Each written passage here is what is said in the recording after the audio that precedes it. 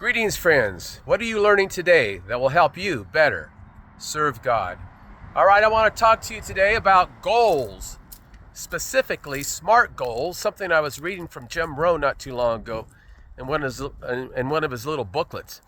SMART goals, S-M-A-R-T. What does that mean? That means that your goals should be specific rather than general. I know when I was growing up, I had a lot of goals, but I never really had a systematic, organized way of approaching my goals. It seems like I had goals that I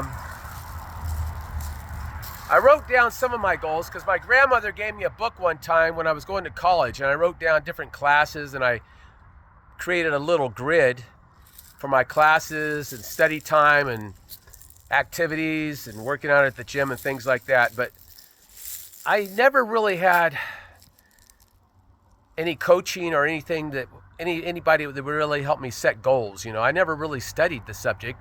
I never read any books about goal setting. But I did achieve some goals. You don't have to write them down to actually achieve them. If you have them in your mind and they're always you're always thinking about them and trying to attain something, you can do it without writing it down.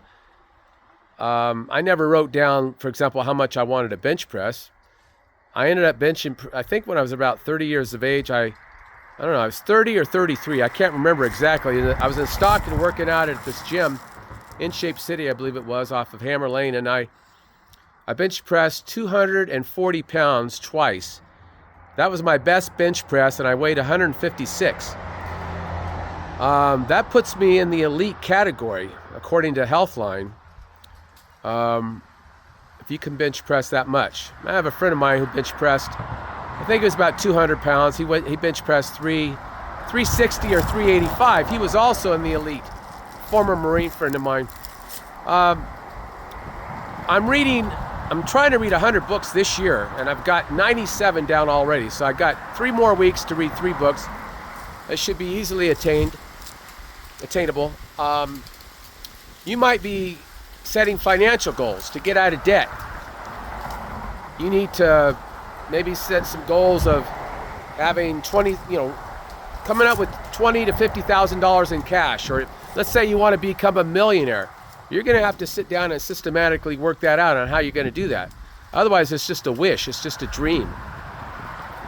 Maybe you want to run 3 miles in 20 minutes or 25 minutes, whatever. In the Marine Corps, I think I ran it in 20 minutes and 30 seconds in my boots and shorts and t-shirt down in MCRD. And believe me, that wasn't nearly the best score. We had people running it in 16 and a half minutes, 3 miles. Later on, after I graduated from boot camp, I was able to get my time down to closer to 18 or 19 minutes. But 18 minutes is not bad. That's 3 6-minute miles back to back. In high school, I think I ran a mile in about 6 minutes, maybe a little bit less, but we had guys running it in 4.5 minutes, 4.5 to 5 minutes, and that's pretty fast. Now we got people running it in less than 4 minutes in high school, I think, if I'm not mistaken, certainly in college. But anyway, let me see what Rohn says. He says, the goals should be SMART, and that is they should be specific. Write down your goals in a way that they are attainable also. Besides being specific, they should be attainable. Don't make them unrealistic, okay? I'm sorry, I'm holding my phone here, so as I record this, and this is also for my podcast. Let me try to find out exactly what he says. He says that your goals should be specific. Don't be ambiguous. Incomplete goals produce incomplete futures. Measurable goals take into account our principle of being specific as well. Our goals should be such that we know when we are advancing and by how much. Whether it's by the hours, the pounds, the dollars, or some other scale. So for example, you want to lose weight, don't just say, my goal is to lose a lot of weight. after the first of the year. Wrong. You need to write it down. I want to lose 20 pounds, or I want to lose 50 pounds, or 5 pounds, or whatever. Like, I need to lose weight, body fat, even though looking at me, you wouldn't think I would, but I know my strongest body weight was 156. And I must be about 170, 175 right now, but it's just body fat around my gut. There's no muscle there, so I need to lose that, and I could probably do it by setting a goal of losing 10 pounds. 10 pounds, I'd have to do some running, maybe watch my sugar intake. Okay, so another goal would be I want to earn $100,000 in 2025. When I was in Hollywood in 2023, I didn't really have any goals, but I started my hauling business again. I got on the internet, and I remember my first year I only made like $7,500 part-time, and then the second year was like $15,000. But the third year, I struck gold. I made like $89,000 part-time, working maybe 10, 15 hours at the most. That's more money than I'd ever made in my life. And I was having a blast doing it, hauling people's unwanted stuff away. But that might not be enough for you. Maybe you want to make $250,000, $500,000, or $1 million a year. If you're a business owner, very few people ever make $1 million or more. Very few. If you're doing $250,000 to $1 million and you're keeping your expenses down, that's doing pretty good. Of course, it all matters on how much you spend, right? Your cash flow. You can make $1 million a year, but if you're spending $1 million a year, you're not getting any wealthier. So, what are your goals today?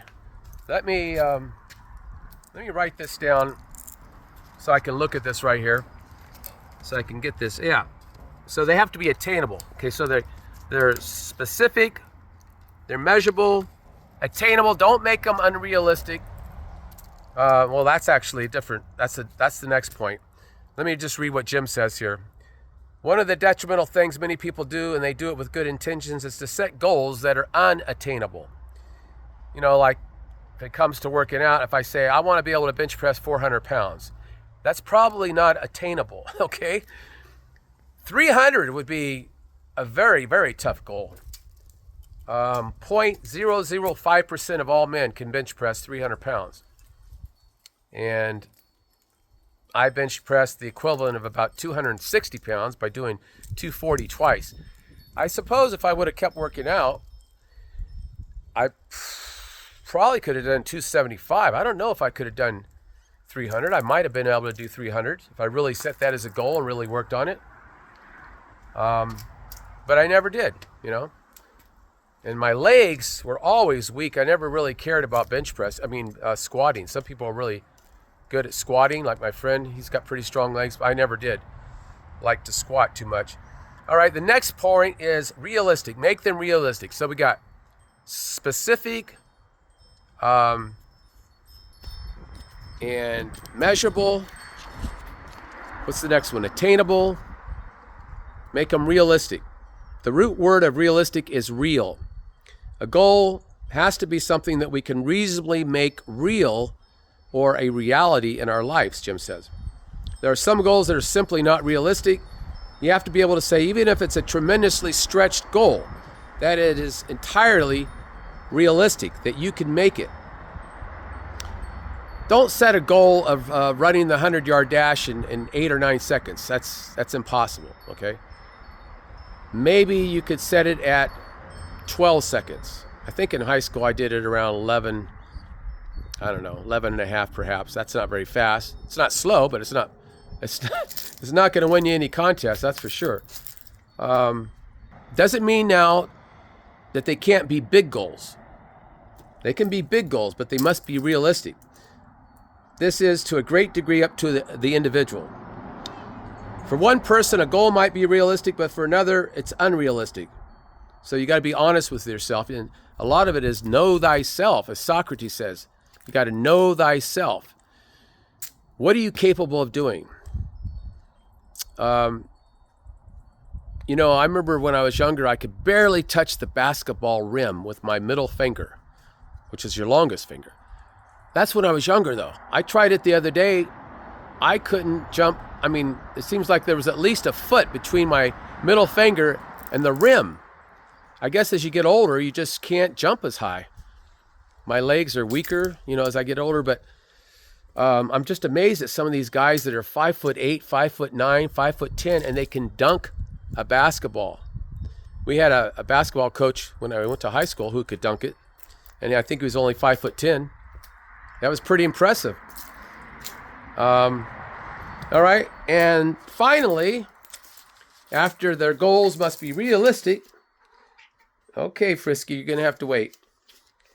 They have to be. The last one is they must be related to time. Okay. Let me see. I'm sorry. As I'm doing a video and I'm also doing it as a podcast. But let me get this down as far as time goes. Let's see what we got. Every goal should have a time frame attached to it. You just got to write it down and put down, I want to reach this goal by, and put the date down. And he puts down something that's very interesting. Could you imagine how much more procrastination would have happened if people never died? Let's suppose nobody ever died. We just never get around to doing something sometimes.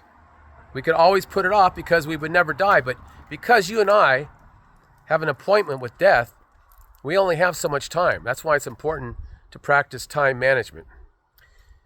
In the truest sense of the word, you can't manage time, but you can manage your life. And life consists of time. Time is the area of change, maturation, and development, as one of my mentors used to teach. And so just write down the time. It's like an offer. You know, when you have an offer, you make an offer. If you're a salesman or you're a marketer, you got to have a time limit on the offer. Otherwise, there's no urgency. There's no incentive to buy it today. You want a sale today, not next year or 5 years from now, right? You know what I'm talking about if you're a businessman. So he says, as the deadline approaches, you work diligently because you want to meet that deadline. It's a good idea to break a big goal down into measured time frames. Measured time frames. Set smaller goals and work them out in their own time. A smart goal has a time frame. And he talks about accountability. Have an accountability partner. I used to work out with my friend Ken. We'd go to the gym, and it's just a lot more fun to work out at the gym with somebody else. I prefer it anyway, because you can spot you can spot your friend when he's bench pressing, and can be pretty dangerous bench pressing a lot of weight by yourself. You don't want those weights to collapse on your neck or your face or your chest. All right. Well, I hope you enjoyed this video. I'm going to wrap it up here, 13 minutes or so. Give me a thumbs up if you like it. Share it. And what are your goals? Please feel free to comment on this video. Write down some goals. Make them smart goals. Let me know what they are. And yeah, we all have goals. Our Congress, our country has goals. As a nation, our president has goals. Every business owner has goals. You probably have goals as far as, if you're a teacher, you have goals for your students, or as a person getting married for the first time, you have a goal to have a family, to get married, to have children, to buy a house, to buy a new car. These are all goals. These are material goals. You can also have a goal to improve your character, to be more loving, to be more kind, to be wiser, to be more intelligent. Yes, intelligence is something that you can actually improve. Studies have shown that. We used to think that it was something you're just born with. It was static, unchanging. No, not true. You can actually increase your intelligence. All right, well, anyway, hope you enjoyed this. Until we meet again, may the Lord richly bless you.